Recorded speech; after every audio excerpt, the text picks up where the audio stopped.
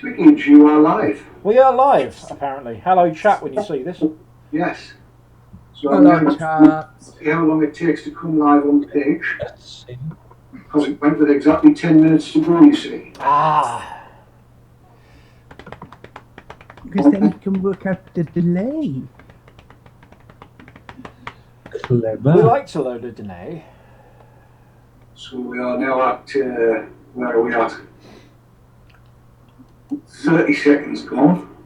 Just waiting for it to kick. There we go. Right, 34 seconds turnaround. I better kick off the live record, didn't I?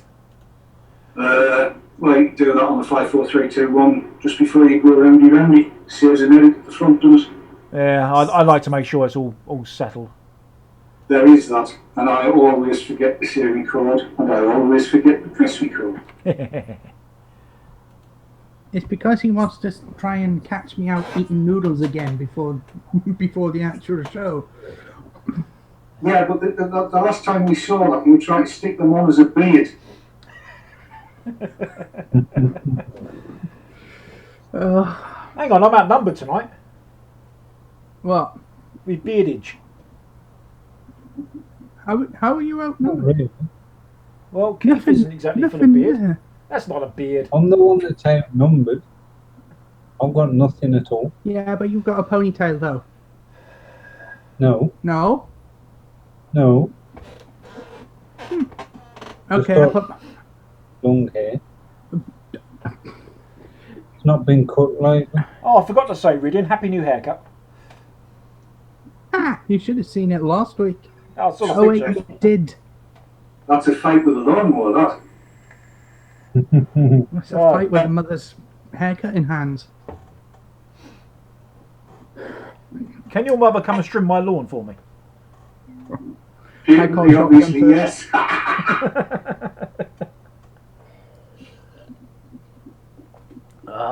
Pete Collins says, Keith, that you need a beard. Yeah, I'd love one, but I'm not allowed, Pete. Not allowed a beard. Why aren't you allowed a beard? It's your face. Yes, I know, that's what I keep saying. No, they're only ever on loan to the wives and girlfriends. From the wives and girlfriends, I should say. You know what I could do Friday morning? If I don't want anyone to recognise me at Vape Jam, I could just shave. Yeah. Well, apparently all the hipsters are. What, shaving? Seemingly beards are no longer the in thing. Oh, good, I'll keep mine then. That's why I've had mine for years. Yeah. I know sometimes it doesn't look like it, but that's only because my hair's pink, same colour as my face. Oh, I see. Now, can I ask the question? There's not going to be anybody else joining that hangout, is there? I should hope not. If they do, I don't know how, because no one else has got the link. I'm only going to say that's 2 new clean pairs of trousers I put on. I should get Gary to do the production. He doesn't wear them. Well, yeah, no, I'm just, no, I'm not going to be drawn. I'm not going there. I'm just not. I'm convinced that's dangerous territory.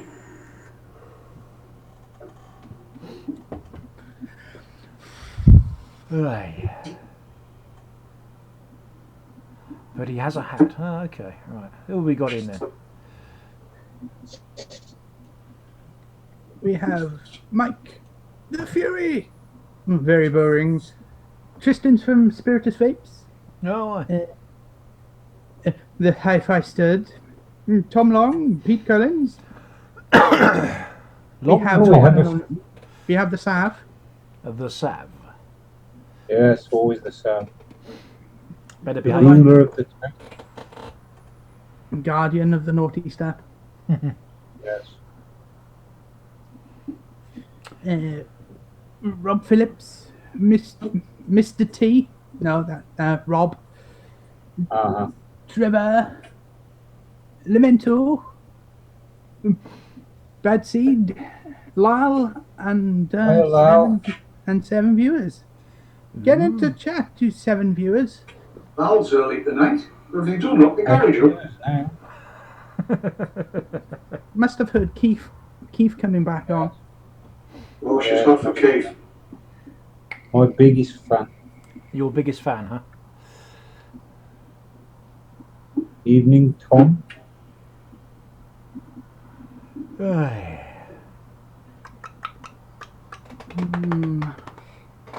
Except that bank holiday's thrown me out of whack. It doesn't feel like Wednesday at all. One fuddles in. Yes, Rob, I was just going to ask that. Where's Simon? He'll be on the notice. Oh, by the way, Dave, are you going for a job as a natural history documenter? What makes you ask that? The squirrel video I saw on your channel this morning. Yeah, I've always enjoyed doing stuff like that. I just haven't done it for a long time. I've got to say the detail on it was superb. Yeah, shot in 4K through a window. Through a window? Through a window. Jesus. That must have been one clean window. It was, to give them their due, it was very clean. But yeah, it's that kind of stuff I love doing, you know. Aye. Always had an interest in wild fauna. Hence the unicorns. Plenty of wild fauna around here. Oh, hey, unicorns and fairy farts, that's it's a recipe for our wife all. Steady now, bees in. Oh no. Oh, Here we go. We're doomed. You mean Bernice? Sorry, yes, Bernice. Yes. Hello, Bernice. How are you? What's the correct name now? Bernice. Bernice. And we have Clonfuddled and Mr. Costello. Albert? Yes, hi, Con.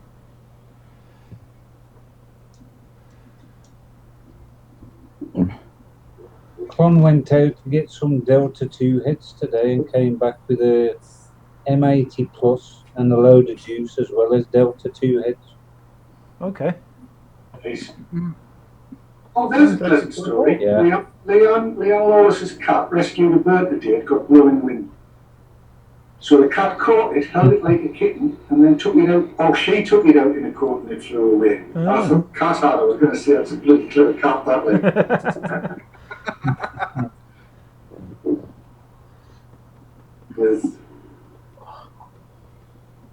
We are approaching 1 minute and 20 seconds. Right, you are, sir? I am determined to make it start exactly on 9 o'clock on the live page. Okay. Cool. Sal and I are having a competition. And the bug doesn't count. Right, so the filler is the target, is it? The ident, sorry, not the filler. The ident is the start of the show. Right. Synchronized watches, gentlemen. I don't know where we're at. I'm talking what? Okay. Right. 30 seconds. Radio. I am poised to press buttons. Poised, I am poised. I am poised. Marvellous, marvellous. 20 seconds. 15.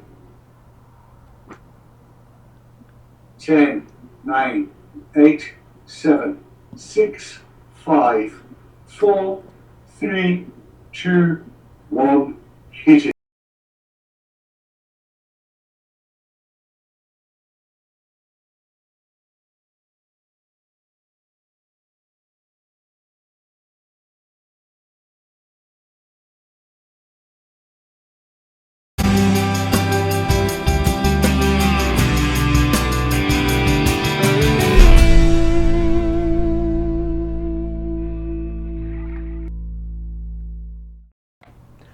Good evening and happy Wednesday. So tonight then I'm joined by Rhydian, who's back from his jolly with ECITA, and Keith, who, if you say something, Keith, the camera will jump to you.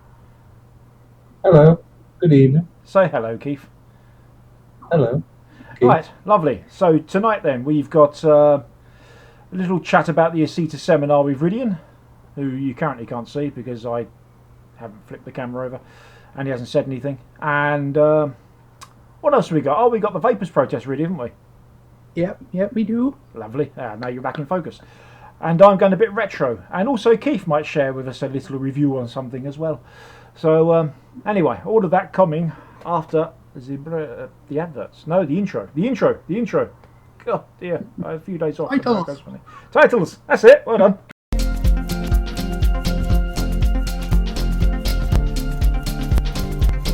Joytech UK are proud sponsors of VaporTrails.tv.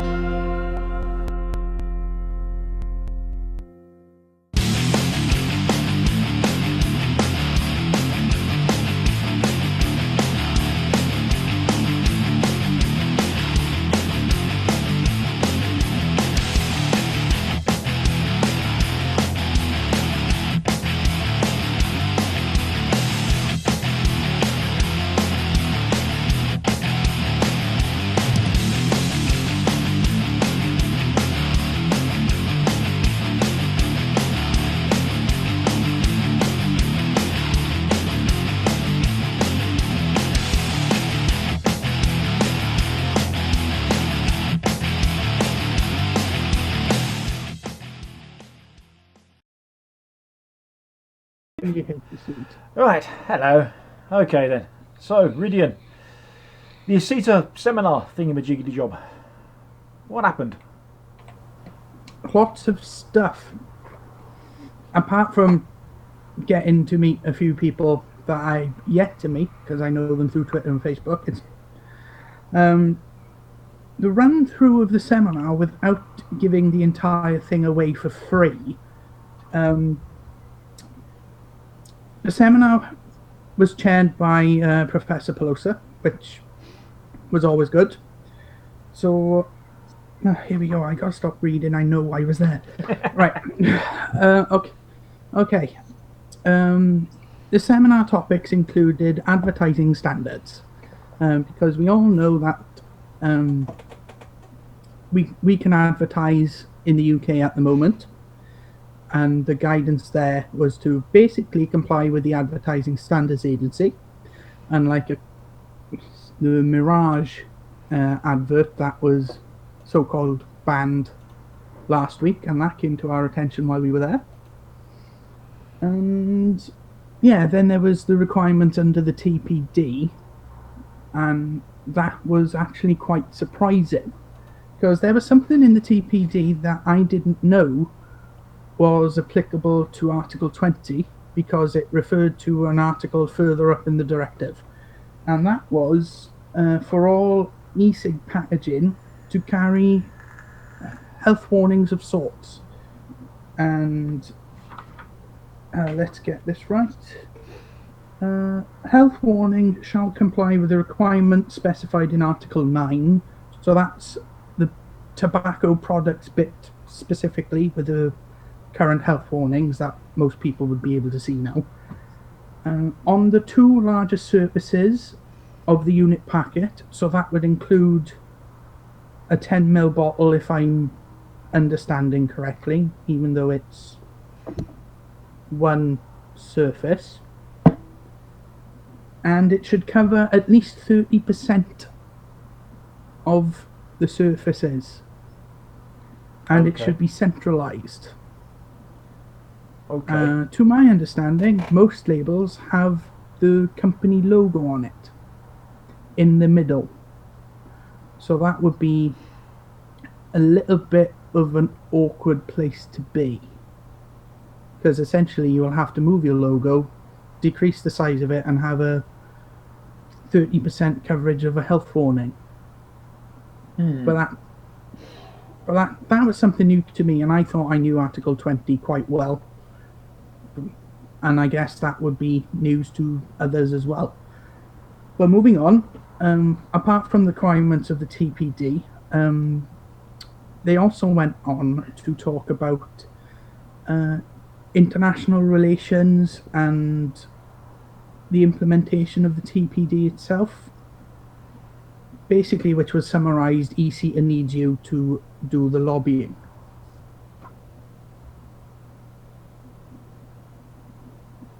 Okay. I seem to have frozen a bit. Have I frozen a bit, Matt? No, you're still here. Yeah, it's frozen at my end. That's alright then. Yeah, so basically that part was summarising, like the legislation process, the timetable for implementation, and how the e-cig business, like as manufacturers, as resellers, and as vapers, as end users, should come together and help the lobbying and put our 2 cents into the policy making process, which we do anyway through our advocacy groups. Yep. And then there was and then Tom, the marvelous Tom of ECITA, discussed the pass, which is the British standard, if not just below, for the e-cig hardware and e-liquid manufacturing businesses. And if anyone wants to survive the TPD, I suggest that they go to a seminar just for that. It will help immensely. Then there was a gentleman from HMRC. Now, not everybody likes HMRC because they take away money that we've hard earned, but Yes. that's by the by. But this presentation was really pertinent because it was all about supply chain fraud. Okay. So basically, e-cigs as an up-and-coming industry can be targets for fraud through the supply chain. Okay. I can't explain it. I can't explain it well because it is quite complicated.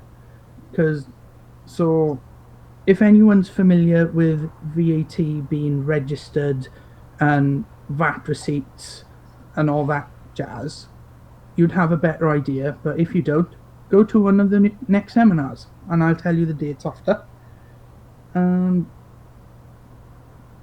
there was a section on intellectual property. So that's your logos, your branding, and even the formulas of your e-liquids. Mm-hmm. And in the TPD, there is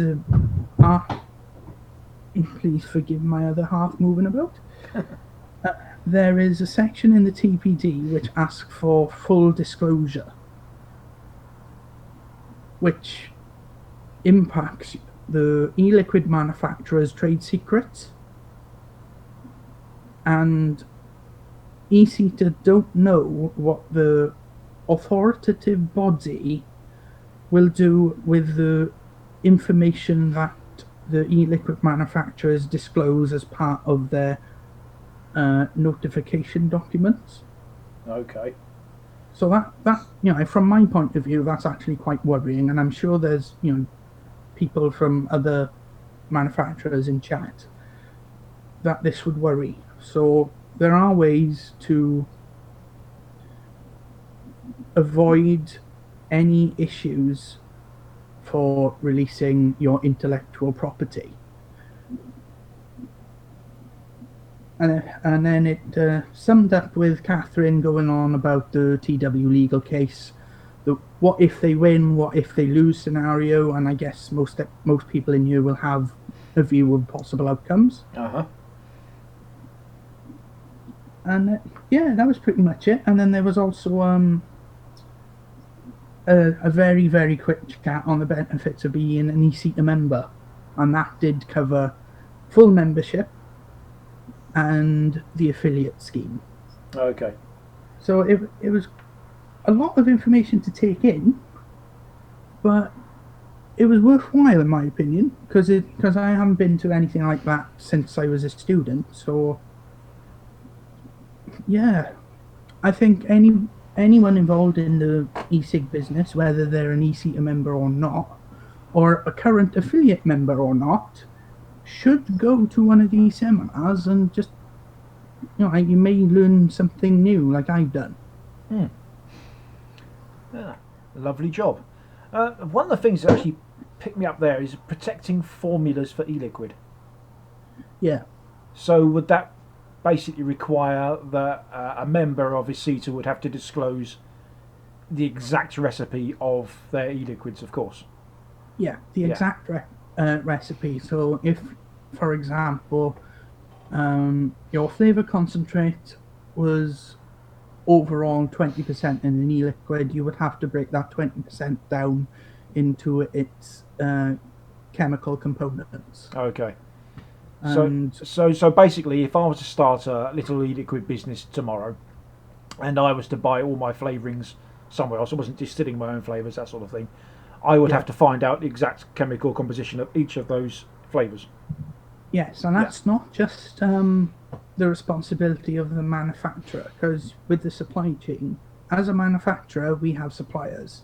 So we need to get all the information off the suppliers, but then some of those may go, no, you're not having that because it's a trade secret, it's copyrighted, it's patented, or whatever. That's a really big issue. So It's something that I remember many years ago. My next door neighbour, his wife got into soap making, and of course there's lots of chemicals and things you need there. And in order to sell it, you need to be certified. Sell these things. Now she always used to moan about the fact that larger cosmetics firms, and I'm using the example of Lush, I'm sure others, don't ever disclose fully on their ingredients label what is actually in them, and apparently they get fined every time they release a product without it. But they're big enough to actually avoid the to swallow the fine. I mean, would that be a similar situation? That's the thing. There is no specific details about this, Right. as far as ECITA is aware, and the TPD itself doesn't. It's the bare minimum. It's up to the member states themselves to decide how they want to go about this. Okay. And the worrying fact is that if whatever part of the government or independent authoritative body, as they call them, if they decide that there's a fine structure in because you list like ubiquitous ingredients, but then there's one that goes trade secret because that's the one that makes your flavour stand out, for example. Yeah. They can go, well, you should disclose that. Cough up. Yeah. Okay. Because we don't know how they're going to handle the information, it could be made public, for all we know. Okay. So that would take away, I don't want to say exclusivity of some flavors, but that's essentially what it is. It's like example Red Astaire. Yes, that's by Tea Juice and not my employer. Yeah. Yeah. A lot of people can copy the taste of Red Astaire, but with using different materials entirely. Because it's their bestseller, they want to keep it secret. Yeah. And with the TPD disclosure, they would have to put it out there to the authoritative body. But after that, it's like it's area unknown. So basically, if you make a juice and disclose your ingredients using ingredients A, B, and C, someone comes along and makes a juice that tastes exactly the same with D, E, and F. That's okay. I think that could be open to interpretation, but Yeah. I think that's all right. Okay. Because you could use flavour A, B, and C in a slightly different ratio to a competitor, Yeah. and you wouldn't be infringing on intellectual property. But because there is enough similarity, the company you're copying could take action against you under current copyright and intellectual property. At the risk of labouring the point, Coke Wars, Pepsi and Coca-Cola and Royal Crown, that sort of thing, all very, very similar, but not the same. Yeah, similar but not the same. But for example, the dimensions of a cola bottle, of a Coke bottle, is patented to Coca-Cola. Yeah. So that's why some of the other companies have different sizes, widths, diameters, whatever, because that design is patented to Coca-Cola. So there's a few comments in chat here actually. Whip It Up 69, if I'll scroll up and find it. Whip It Up 69 asks, so you won't be able to buy flavours? I can't see that changing, as long as as long as the flavours actually disclose what's in them. Yeah, if you'll still be able to buy concentrates, as far as we're aware, once the disclosure of the formula is out. Emissions testing, toxicological testing, so pseudo-medicinal tests, as it were. So, you've got to jump through all these hoops for a consumer product. Yeah. I mean, and this is the only consumer product. Let's also not forget where a lot of juice come from the flavouring industry anyway for food. That's not going to change. It's only if you're only going to want to sell this for the purposes of using it as vaping liquid or an additive to an e-juice, that you would have to have that. It's not really going to affect the hobbyists so much because they're still going to get hold of their flavours, I would say. That's a bit of a, like a turning point, if you will. Yeah. I can't, I'd want to give my opinion, but then, from what I've seen on social media, some people will just go, I'll go underground. I'll make my own. It's like, well, yeah, you can make your own now. Yeah. You can make your own in the future, but what if your auntie wants to get off cigarettes, but you want to do it properly, you want to do it with a starter kit and an e-liquid from a reputable source. If the reputable source hasn't done all this stuff before launching it, it won't happen. Yeah, no, exactly right. It's one of the things actually. My eldest daughter's recently started picking up vaping, and she's been vaping now for 2 months. And she's down to about 10 cigarettes a week now, which is good news. But and she's been asking me to sort her out e-liquids and things like that. Now, whilst it's cheaper for me to mix it, and I generally do, I'll mix it up and send it to her. I'm very careful to only mix up, say, for example, DV's RY4. I'd mix that up and send it to her because I know she could just go out and buy the stuff. I won't sit and make this cocktail of lovely flavours and all these lovely ratios and all this sort of thing where no, she can't go and buy it because I can't constantly supply, obviously. If she suddenly runs out, she needs to get hold of some. And then, what apart from the intellectual property disclosure, these labels akin to tobacco, this exact wording, hopefully Catherine and the team will send me a digital copy of this and then I can just plaster it everywhere. The only downside is that these are factually wrong. At least one of them is. Factually wrong because it says this product contains nicotine which is highly addictive. Yeah, that it's factually wrong from the studies that we know by Professor Hayek and all that, and he akins it to the addictiveness of caffeine. Yes. So these labels are up for debate, but these are the scientific validity of these warnings are up for debate, but the wording of these is not. It's set in stone, and these have to go on 30% of the two largest surfaces of your e-liquid packaging, your, like if you're buying a square cuboidal bottle, they will have to cover 30% at least. Yeah. Here's a question.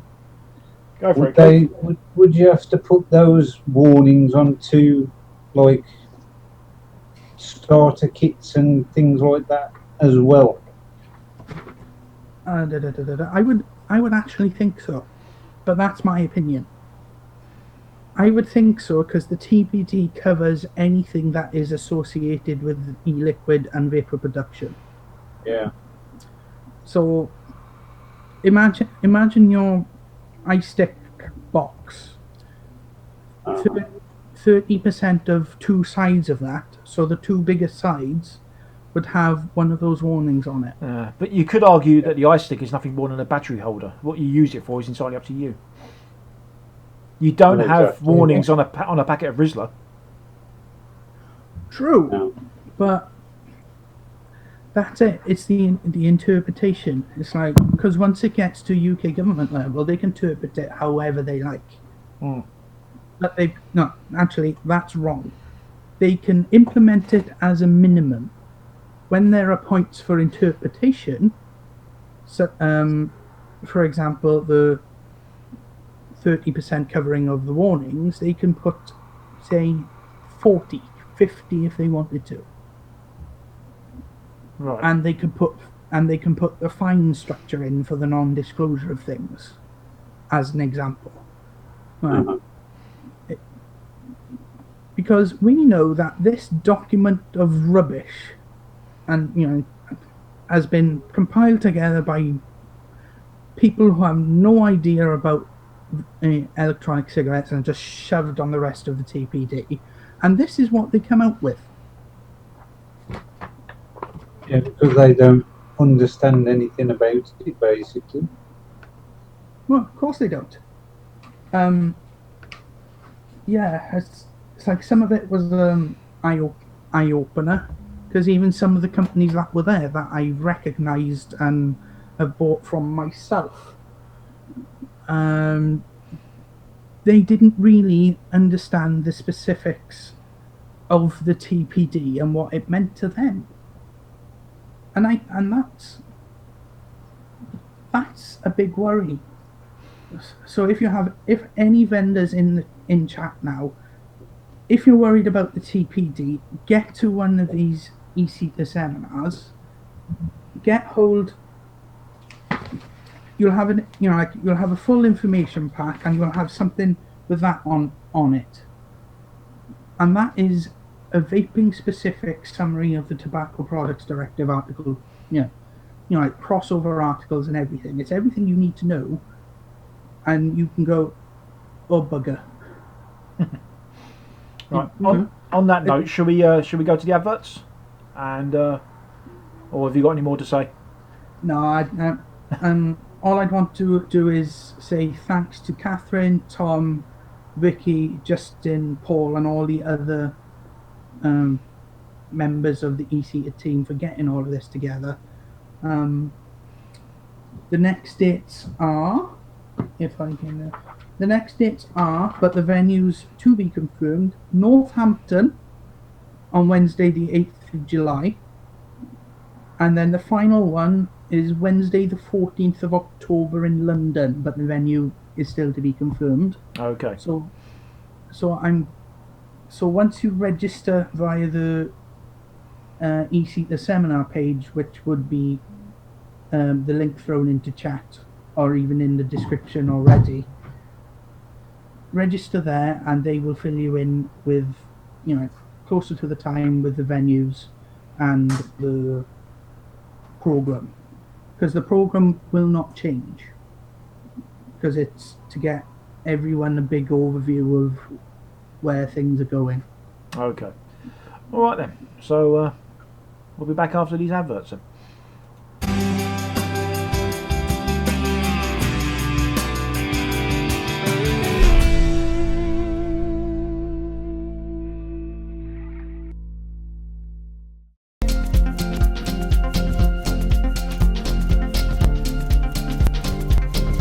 Joytech UK are proud sponsors of vapetrails.tv.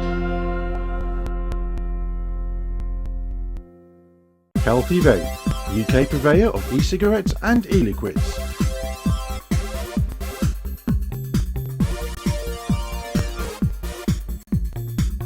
Proud sponsors of vaping entertainment on Vapor Trails TV.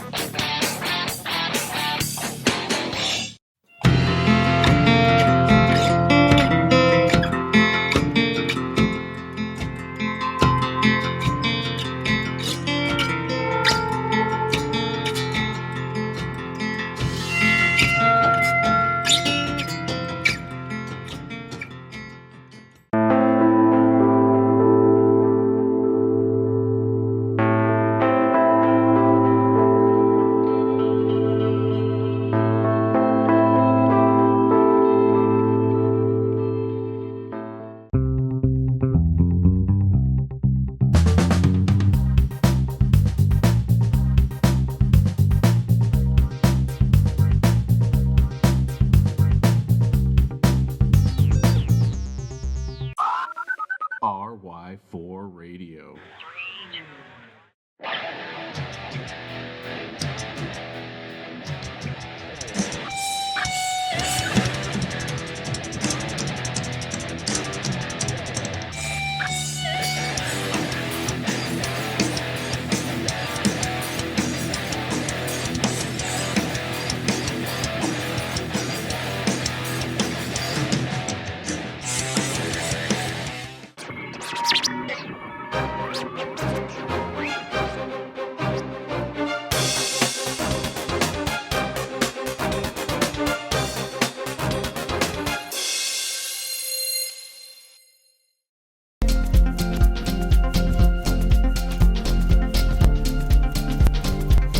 Joytech UK are proud sponsors of vapetrails.tv.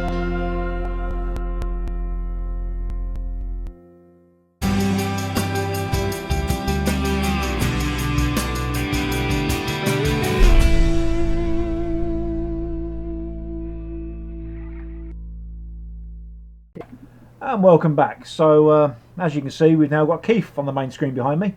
Keith has been hello Keith. Keith has been doing some recording and a bit of VT on a new atomizer he's got his hands on. So I'm going to play that in, and afterwards we'll have a little chat with Keith about it.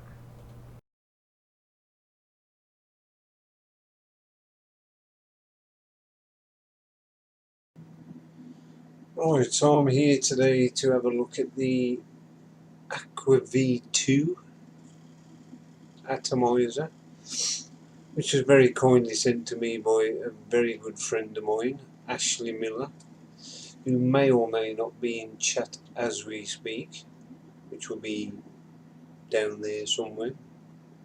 Down there somewhere. Yes, Ash, if you're there. Hello, mate.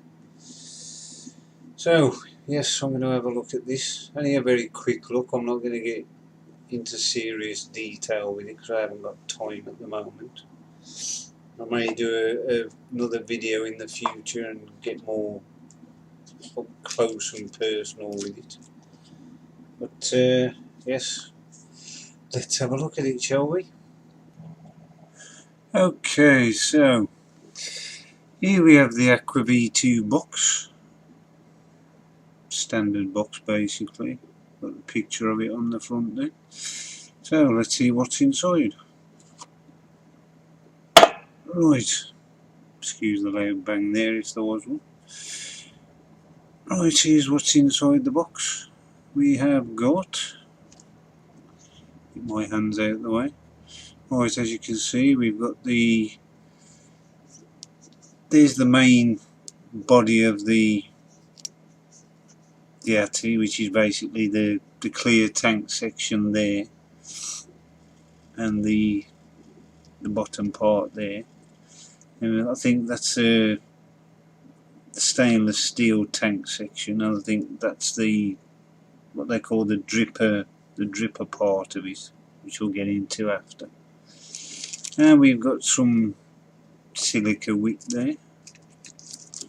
We've got some spare O-rings, and yeah, well, look, look, we've got another blue screwdriver. Another one to add to the collection. Brilliant, as if I haven't got enough of them already. Lovely.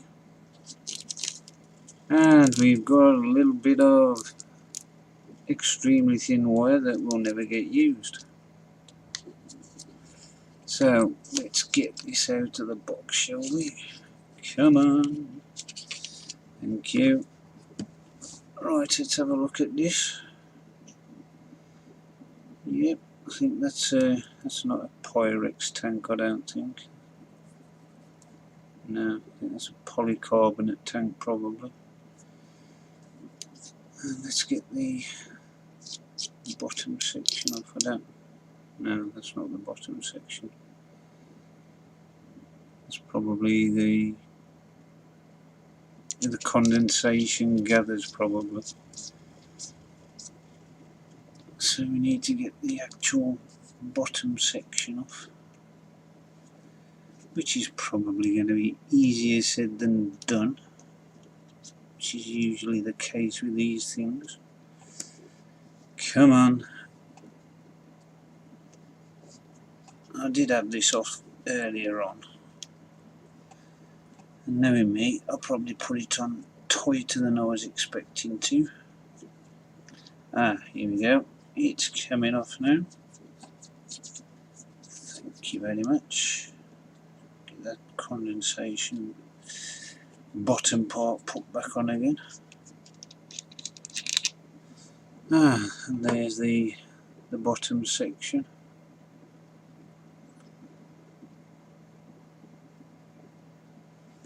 I'm not entirely sure why there's just one screw in the bottom there.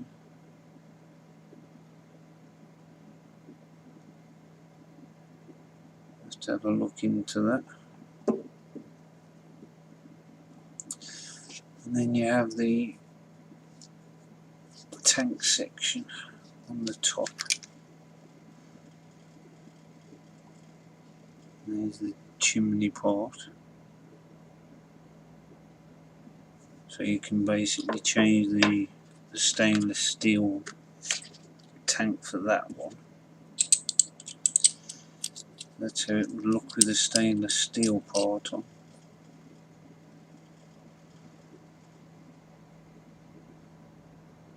Not too bad. I always prefer something where I can see what level of juice there is though. I'm not keen on these full stainless steel tanks where you can't see how much juice is left. And you only know when you start getting dry hits, which is never nice. But yeah, that's basically Aqua V2. Apart from, of course, the dripper part, which makes this stand out from most other tanks. Because not only is it a rebuildable atomizer, it's also a rebuildable dripper when you want it to be. So this just pushes onto the top of there, like so, and then you've got a dripper. And then on the bottom there you've got, that's where you can line up the one air hole when you can find it. There it is. So you got the one air hole there, so that's like airflow control on the bottom section there. Then you've got another set of airflow control on that section there.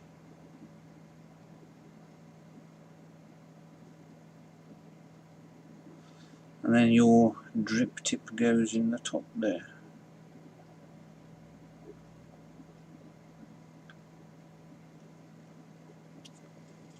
So there you go.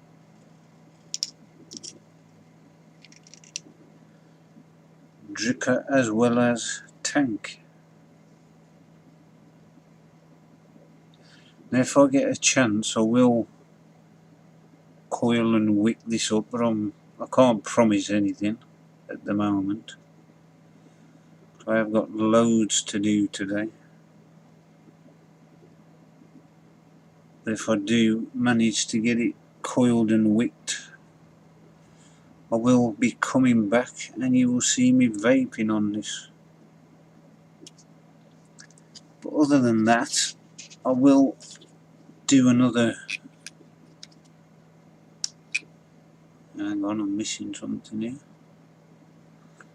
Or am I? That goes on there. Ah, that's it. That goes on there like so.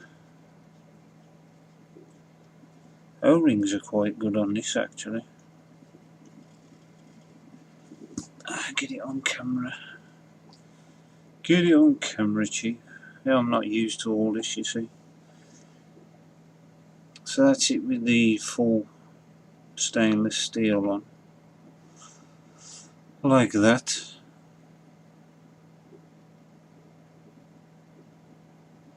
So yeah, it looks quite nice.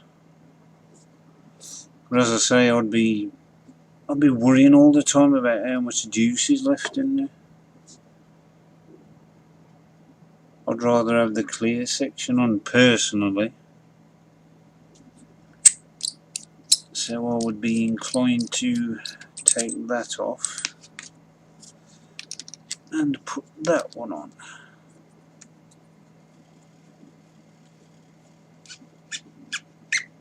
Squeaky squeaky.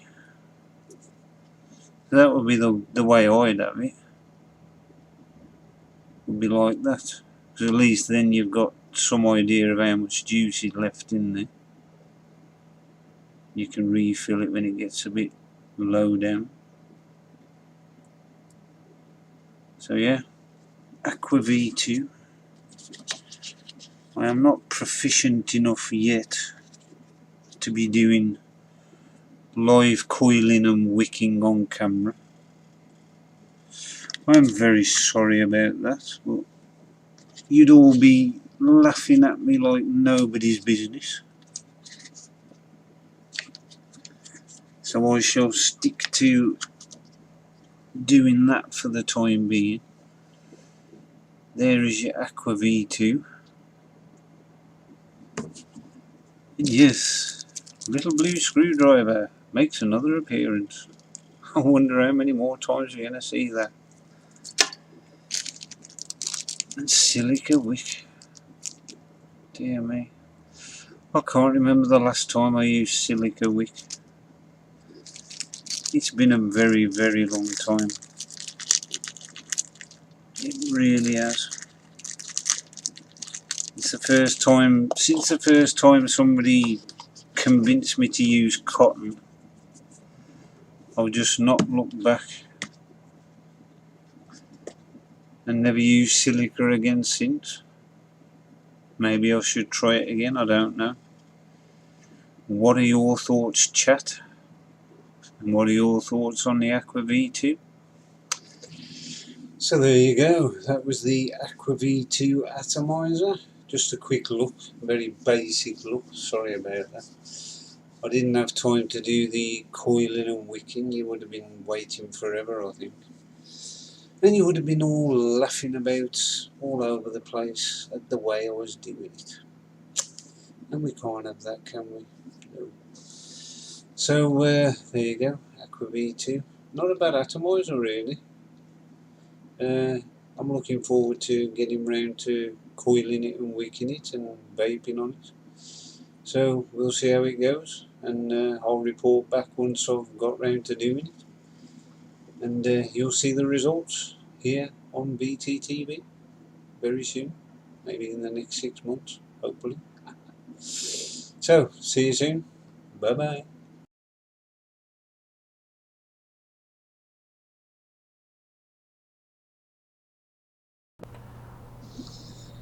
And that was the Aqua V2. Not a bad atomizer really. It's had a few fits on it today and leaked a little bit, but not too bad. I've got a 0.5 ohm coil on it at the moment. The flavour on it is pretty intense, actually. I think it's one of the best atomizers I've got at the moment for flavour, really. And the vapour's pretty good as well. Let's have a look, see if it's going to play nice.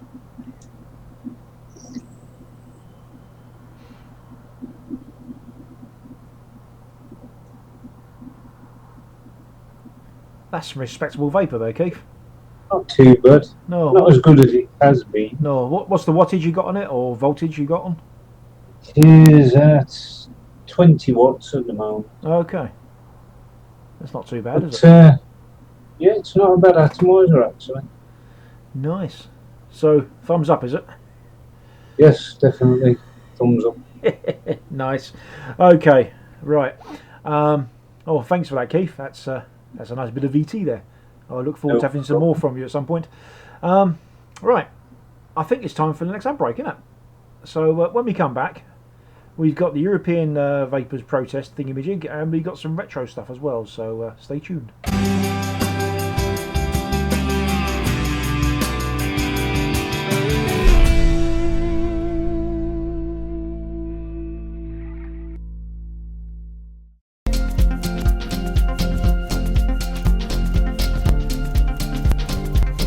Joytech UK are proud sponsors of VapeTrails.tv.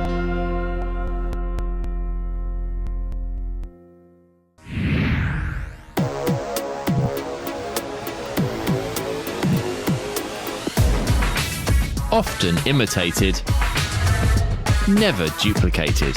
Award-winning service and products from cloud9vaping.co.uk.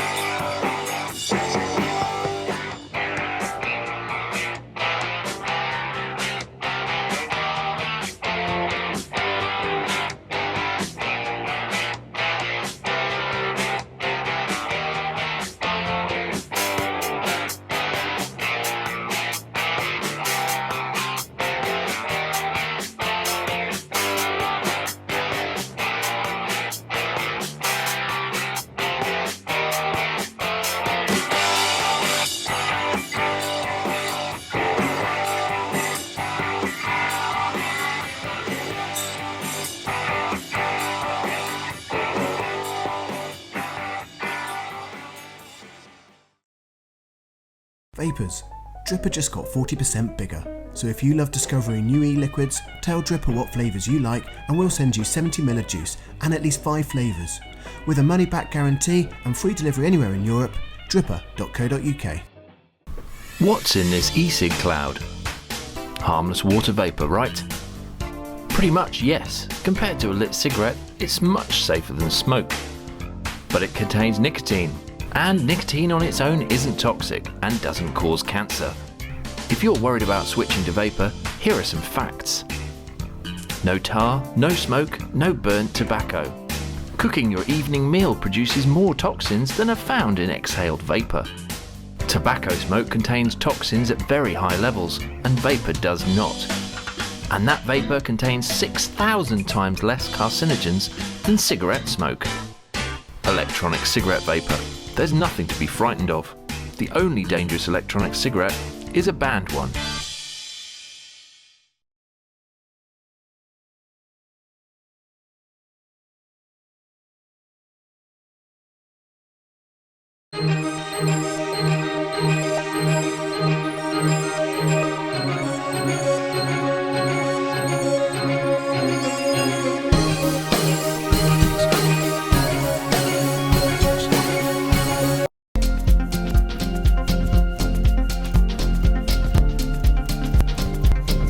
Tech UK are proud sponsors of vapetrails.tv.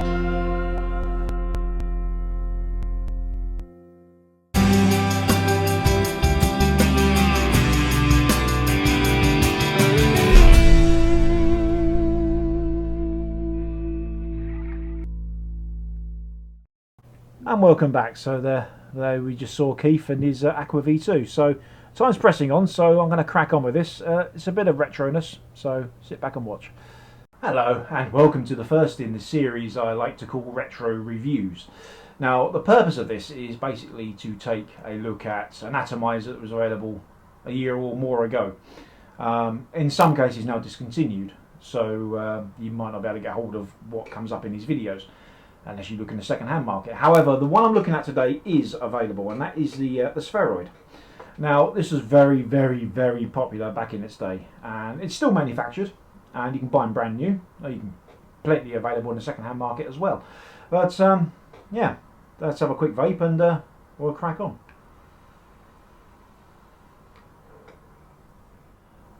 Right, so what we have here, we have the GP spheroid. Now, I believe this to be a version 2. I really can't remember, I've had it for so long now. But anyway, I mean, during its heyday, it was quite the revered atomizer, simply because it produced an excellent flavour. It still does produce an excellent flavour, there's no past tense about it. And it was very, very highly sought after. I mean, there are a lot more available now. I mean, the demand for them has waned somewhat. I mean, chiefly most people who wanted one now have one, and it's not really the current fashion in the state of atomizers now. It's not something you're going to use to blow massive clouds. It's certainly no good for your sub-ohming, but what it is very good for is a good, decent vape. So yeah, a little bit of history on this. This is manufactured by a company called GP. Now, I think, I'm not 100% sure on this, but GP stood for Gus and Perseus, being they are a Greek company. They normally trade under Vapor Art. Anyway, Gus actually went his own way, and he came out with the Aiolus. I really don't know how you're supposed to say this. It's AIOLOS. But yeah, and you can see the similarities are very striking indeed. They're basically exactly the same. Now, I believe, this is what I've read, I mean, I'm not entirely sure how accurate this is, that Gus was actually the original designer of the spheroid. So when he left to set up his own company, he basically built a spheroid. Slight different design. You can see the top cap here, or the top of the cylinder, is a lot more slanted, whereas on the spheroid it's rounded. But that's pretty much the only real difference. So let's take one of these apart. Now, these are fully wicked and juiced up. So let's take away the drip tip, and I'm going to show you inside of both of these. So what we have then, I mean, for those of you who have never seen a spheroid before, you've got an inside there, and basically you take this top bell off, okay, and then you cut some filler material. I don't know if I've got any kicking around actually. That's one moment. Yeah, this is the filler material. You can use, say, Serra wool, which is what you put in fish tanks. But this is the blue foam material that John from Flavour Arts was given away a couple of years ago, so I managed to bag some of that. But yeah, what you do is you put the filler material in around the central shaft there. That's where your airflow goes, and then you basically fill it up with e-liquid. The plus point of this is it's very difficult for this thing to actually leak, because this stuff actually holds onto liquid very, very well. It's pretty much like a cartomizer in this respect. You know, the only thing is you don't have a coil up the centre of it. Now, this is the deck, and what we've got here. Now, this is coiled. I've called this in a more modern way, in keeping with this series. Now, this is a nickel coil with a cotton wick. Okay, and as you can see there, you've basically got two securing nuts to hold onto your wire. Now the version 3 that I know to have Phillips head screws as opposed to these nuts, and I believe that's the only real difference. But you can also see just underneath the coil, let's see if I can get there, just there, you can actually see the airflow there. So it's raised ever so slightly, so if any juice does get onto the deck, it's not going to go straight into the air hole. But basically, what you do with this is you put your wick on here, and then that screws onto the into the tube, and that makes contact with the filling material, and that in turn draws the liquid down to your coil. It's quite a good design. In terms of airflow, you can see one hole here, and if I was to turn it round, you can see another hole here. That is your airflow hole. That's all you've got.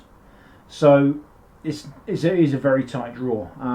There is a non-adjustable centre pin there on the 510.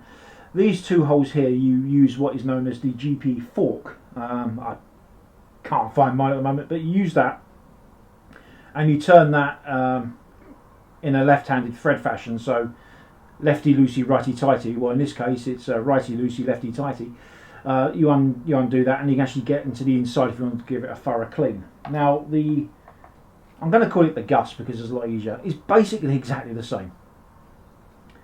So what we got here, now the reason I'm showing you inside this is because I have coiled this one up in the classic spheroid style. So what I've got here, I've got the silica wick, and I've got a loop on it, and I've got a few turns, I think it's 4 turns on there, of 0.2 canfil. But the deck, as you can see, is basically the same. It doesn't have the raised airflow there, you can see there, but the airflow is in the same place. But it's just not raised, it's flush with the deck. That's the only real difference. You could have, of course, coiled this up in a different fashion. There's 2 ways of doing these with silica. One, you do the sort of noose like I've done here, or you basically tie a little bow tie, so you've got 2 little loops popping out, and then they just stick up and make contact with your filling material. In this instance, what happens is you fold this over on itself like so. I don't really know if you can see. It's pretty tricky to put it on the camera. Fold it over on itself like so, and then that loop there makes full contact with the filling material inside here. So all you have to do is just, when you pop it in, just make sure it lines up nicely, and then screw it down. So yeah, so what I've done basically then, as you can see, I've coiled one up, the Gus up in the traditional spheroid fashion, and I've coiled the spheroid up in a more modern fashion. So that's enough for the uppy closey stuff. Let's give it a vape. And welcome back. So what I've got here then, I've got the Gus sitting on top of AD and A40, and I've got the spheroid sitting on top